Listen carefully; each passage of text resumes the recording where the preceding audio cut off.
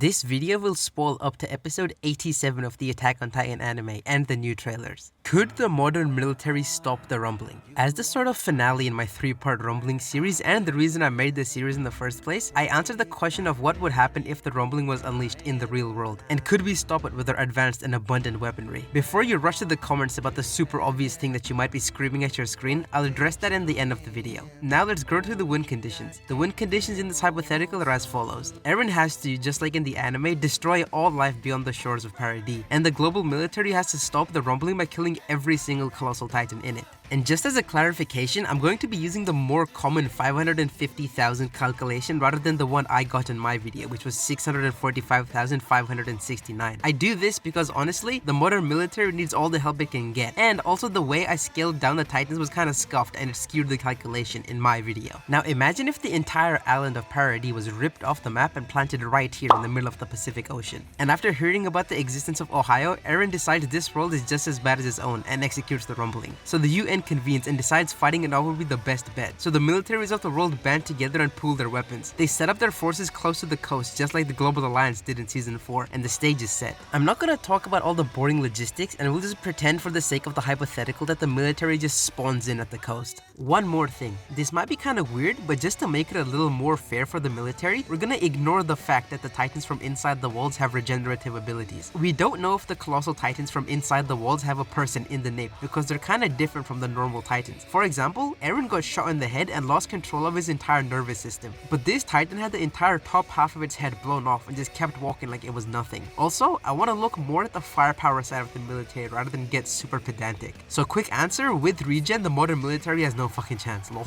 Like in the thumbnail, I'll split the video into 3 sections: the Navy, the artillery from the ground army, and finally the Air Force, and how each segment of the military would fare against the rumbling. I'm not gonna talk about the infantry because lol.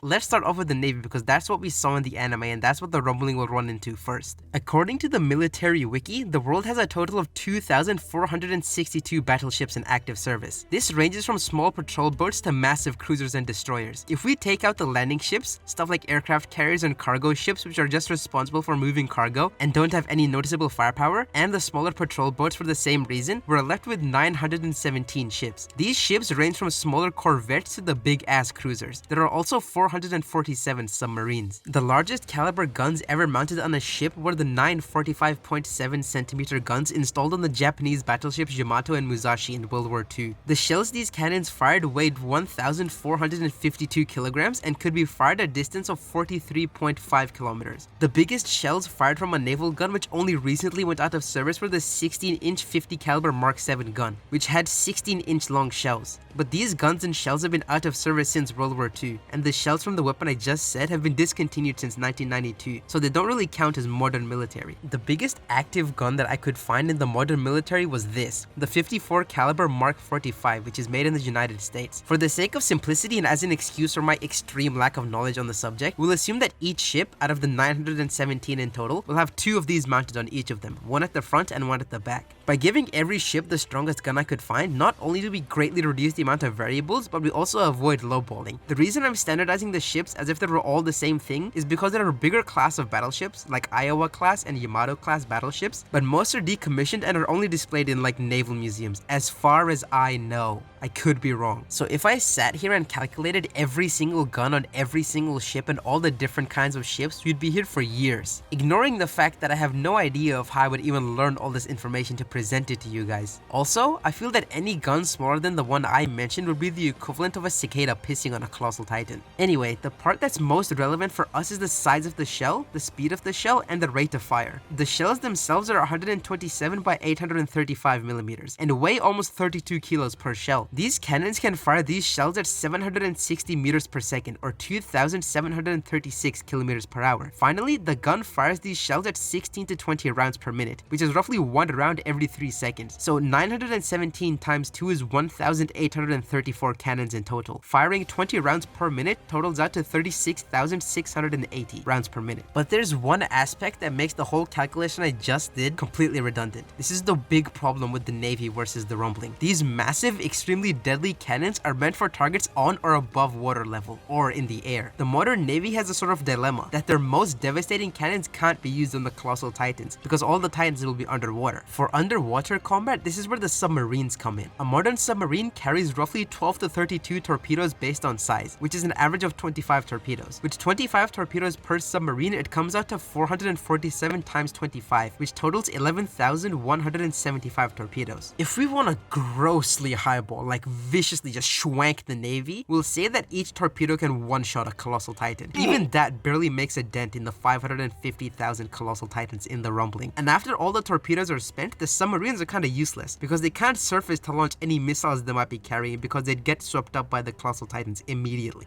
Going back to the cannons, the 36,680 rounds per minute would be a matter of extreme concern, especially if they were shot up into the sky and dropped into the ocean like they did in the anime. But like we saw in episode 87, the fleet would probably get swept up and capsized just like the global alliances did, without making any real damage to the rumbling. The shells these modern cannons fire are more like big bullets compared to what seem like explosive shells from the global alliance's fleet, but correct me if I'm wrong on that one. Another problem with the navy's guns is that if Eren sees that these cannons are doing insane damage to the colossal titans, he can just command them to swim lower to a point where the water would absorb almost all meaningful force behind the shells. Now that the naval line of defense has been completely obliterated, we arrive at shore where we see lines upon lines of cannons and different forms of artillery are armed and ready to shoot. I use this as the approach to the hypothetical because it's the same as what we saw in the anime, but just on a much larger scale. Before we go on, let me quickly establish how quickly the rumbling moves. Thankfully, we don't have to do a lot of research because Hanji herself says that the rumbling moves as fast as a galloping horse, which is roughly around 64 kilometers per hour. Anyway, despite what the anime would have you believe, ground artillery is probably the military's best bet at doing any considerable damage to the rumbling. The biggest cannon that's been mounted on a tank is the M110 howitzer, and there are currently 1,047 in active service, and funnily enough, none of them belong to the United States. The range is in between 17 to 25 kilometers, but I couldn't find the exact speed of the projectile. The main weakness of the M110 howitzer would be its slow rate of fire, which can only fire one round every 2 minutes at a sustainable rate. This is because the barrel has to be lowered after every time it's fired to reload it. But even then, 1,047 times 0.5 is 524 rounds per minute, which is still very dangerous. Also, the tanks can move at roughly 55 kilometers per hour. Though this means the rumbling will eventually catch up to the tanks, they could land a fair few more shots in the time it takes it to catch up. Let's highball and say that they take around 6,000 titans down before the rumbling catches up to them. There's no math around this particular number, this is just a rough guess derived from what I'm about to talk about next. The best modern stationary or towed artillery is the M777 howitzer, and there are currently 1,207 spread across these countries. These things are absolutely devastating, and unlike the Navy's torpedoes, I genuinely think a barrage of these would fuck up a colossal titan. The M777 can fire a 47 kilo shell which is packed with 10 kilograms of TNT in each. It can fire these shells at 2 rounds a minute sustainably at a range of 22 kilometers at 827 meters per second, or 2,977 kilometers per hour. With 1,207 cannons firing at 2 rounds per minute, that's 2,414 rounds per minute. For the record, this is what 10 kgs of TNT looks like going off. 3,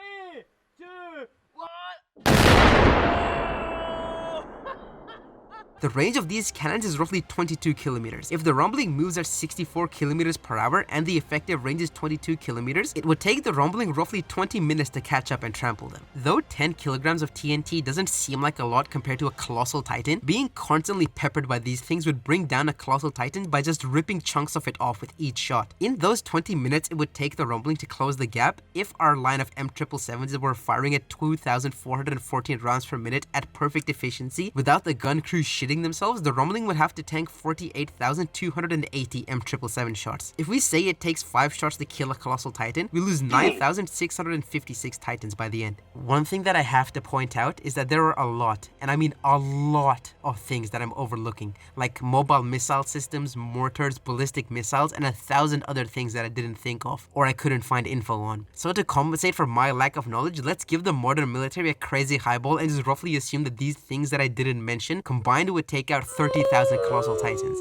Also, there's a bunch of things that are out of commission that could do some serious damage, like the Schwerver Gustav Railway Cannon, which has an explosive weight of 700 kilograms, which was destroyed in 1945, or the guns of the Musashi and Yamato battleships, which I mentioned before. Finally, we have the Air Force, and this is going to be really interesting. What if I told you that the Air Force would be entirely useless in doing anything against the Rumbling? Not because they lack the numbers or the firepower, but because the physics behind the Rumbling is a direct hard counter to the Air Force. Let's look at how most modern fighter jets work. They work with jet turbines, which suck in an extremely high amount of air, mix it with the fuel, commonly kerosene, and ignite it. And the exhaust gas is released and spin a wheel connected to the same intake wheel, dragging in more air and creating more thrust. However, as we learned in like year 9 science, the colder something is, the more dense it is. For example, this is why turbocharged cars have these massive intercoolers to cool down the air and get as much oxygen in there as possible. But this is also true for the opposite. The hotter the air is, the less dense it is. So this means that most fighter jets can't operate at temperatures hotter than roughly 48 degrees Celsius. Now get this, a single Colossal Titan is 381 degrees Celsius in temperature, according to the Science of Attack on Titan book. Now imagine 500,000 of these Titans marching shoulder to shoulder. In the same way that a single coal can't cook anything, but a lot of them together can, a whole bunch of Colossal Titans walking side by side would superheat the air, making jet turbines completely useless. Not to mention the massive clouds of steam the Rumbling creates as it swims through the ocean, which would also be impossible to fly through. Also, planes can fly by generating lift, and less lift is generated in hotter air. Though a plane can still fly in hotish weather, the Rumbling is much more than an extreme weather event, and is so extremely hot that anything flying through it would just fall out of the sky, like flies trying to fly through a cloud of bug repellent. Even though there are planes that can fly high enough to avoid the heat wave generated by the Rumbling, like the SR-71 Blackbird, none of them pack any serious firepower to do considerable damage. Also, most planes' weapon systems work on heat-seeking and infrared systems, and as we just established, the Rumbling is extremely hot and would block off use of any heat-seeking technology. But at the same time, the Rumbling is such a big target that the pilot could just eyeball it and launch a couple of rockets, but they would barely scratch the Rumbling in the first place. Now finally, onto what I mentioned in the beginning of the video that you've all probably been thinking in the back of your head.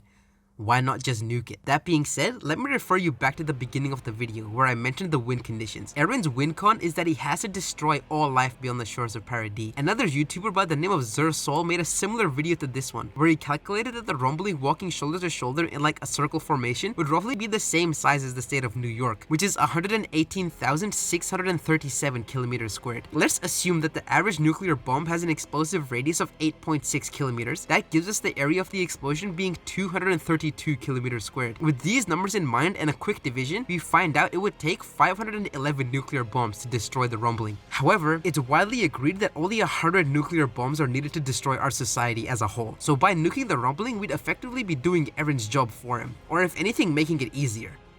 So in the end, could the modern military stop the Rumbling? Absolutely not, but they would definitely make a dent, but that is nowhere near enough to stop it. I feel like the only way the modern military has even a semblance of a chance is if they somehow snipe Eren from inside the founding Titan. But any weapon that has that much firepower isn't likely to be accurate enough to pull it off, but that's the only way I can see the modern military getting a W. And we don't even know if killing Eren would stop the Rumbling or not. And it should go without saying, but if the Rumbling is tens of millions of Titans, or anything like what I talked about in my last video, there isn't even a sliver of a chance of the modern world surviving, even if we used every single nuke that we have. Also, I'm recording this script the day season 4 part 3 part 1 came out, and I haven't watched it yet, so some things might be subject to change, and be careful of spoilers in the comments. Anyway, thank you so much for watching. Just like the how big is the Rumbling video, doing the research for this video was an absolute blast, and I'm sure I missed a bunch of things just because the phrase modern military is such a broad umbrella to cover. Let me know what you think, like and share the video with your friends. Also, let me know what other anime you'd like me to cover, because I don't want to do only Attack on Titan, or maybe I could do characters from other shows against the Rumbling. Anyway, thanks for watching and see you in the next one. Later.